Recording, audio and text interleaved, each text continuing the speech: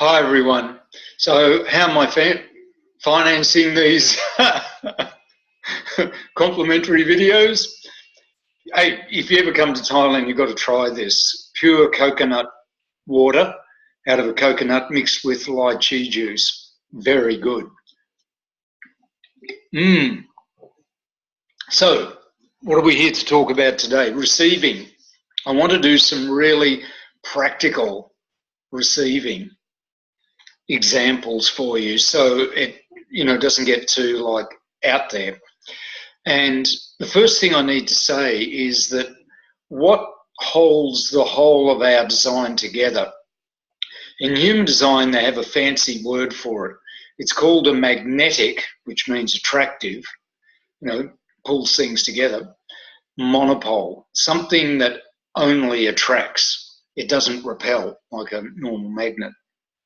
And so that dynamic, however that actually works scientifically, that dynamic keeps your personality and your design, your body and your personality together. That's their words, that's their way of explaining how it's all kept together. But it keeps everything together, and it pulls together your personality and your design to create the structure of what you're designed to do. But it also plays a role in how you're designed to receive.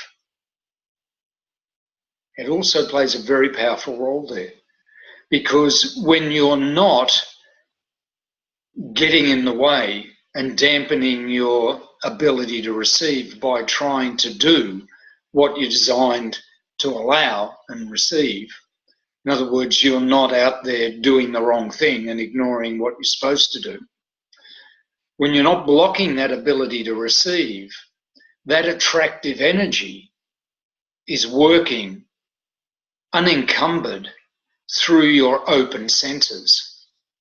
And so if you remember I'll show it to you, the chart. This is my human design chart. And you remember, if you've seen the previous videos, I talk about this open part of me, this receptive part of me being like a manifester. Then it's constantly attracting. When I'm living as my true self, when I'm operating according to my design, there's nothing to stop this attractive force manifesting things in my life, drawing things to me. And in Daryl's chart, there's nothing to stop this attractive force bringing to Daryl things he can work with, because this is like a generator. And with my sister, who's got all this definition, it's drawing things to her that have very specific, it's drawing connections. And she's very good in her community at making connections with people, really connecting with people. And in this person's case, his client's case, who's a reflector, it's drawing to him life in all its various forms. And with this lady Lillian, who we work with, again, it's drawing to her energies and people and circumstances she can work with to guide them towards success, because she is a projector. Her job is to guide, people that she can work with to success. And so what you've got, the first practical thing is receiving. When you understand how you set up to receive, and sometimes it's not that obvious, like it was with my sister. It's like I had to look at that and almost grasp it on the spot. But it was obvious, she draws all sorts of connections to her. So it takes some time, and I'm happy to help you understand that with your own chart if you're interested in doing that. It draws to you things in life that then you can make decisions about whether to let them in or let them go. For instance, I've got an open emotional centre with nothing defined in it at all, which means I'm constantly aware of all sorts of emotional energy going on in the environment around me without particularly even being able to identify especially where it's coming from. Now, what I've learned for me is I need to some extent, embrace it, but not take it on board. Entertain it is maybe the word, until it engages me in such a way that my gut goes yes or no to it, and then let it go or take it on board. But that seems to make me, my experience of it being, and my friends, is that I seem to entertain emotions for a while and then get over it or get on board with it. Whereas Daryl, my business partner, who's the second chart you saw, he's got a defined emotional centre. So he will take on, certain emotions will come up that he just won't have a bar of because, hey, I'm not designed to do anything with that. It's just like, no. He seems to have now I would interpret that as controlling, but it isn't.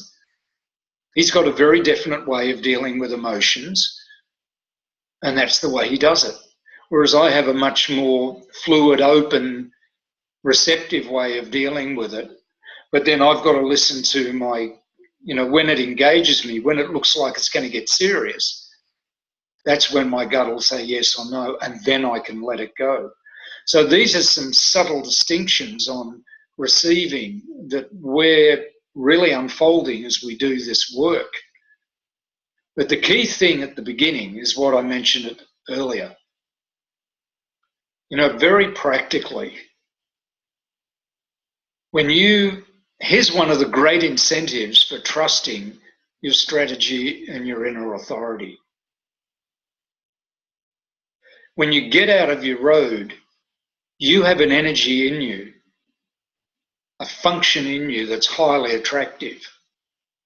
And through those receptive centers, it can pull to you a wide variety of things that can possibly support you, and then you can discriminate. You get to choose using your strategy and your authority. But in terms of attracting, receiving, drawing to you what you really need to support you, this is the key. Really understanding that, coming to grips with that. And, look, if what I'm sharing with you, you get an example of it, it gels for you and you go, you know what, when I do this and that, let me know. I mean, share it with me on one of the Facebook groups or send me an email or whatever. There'll be, or commentary on YouTube, wherever you see this video. I'd love to hear your feedback on that, because this is powerful stuff. And it really helps bring elegance to our lives, because as nine-centered beings, that's what they call, the way we're designed these days, for those of you who don't know about human design, we're not designed to struggle to survive any longer. We're not. We're designed to gracefully move through life being ourselves, and receiving the support we need to do what we're here to do is the key to doing that. Talk to you again later.